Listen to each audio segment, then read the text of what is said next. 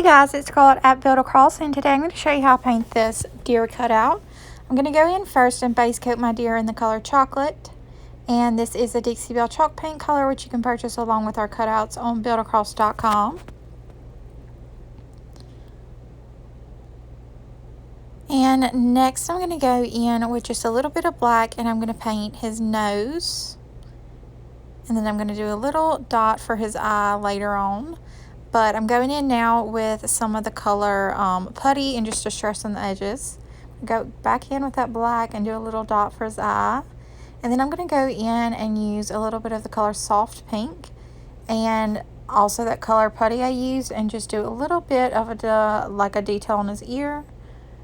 So I wiped the left side off because I realized that ear would be facing the other way. But it was easy to just wipe right off. That's one thing that's great about these paints.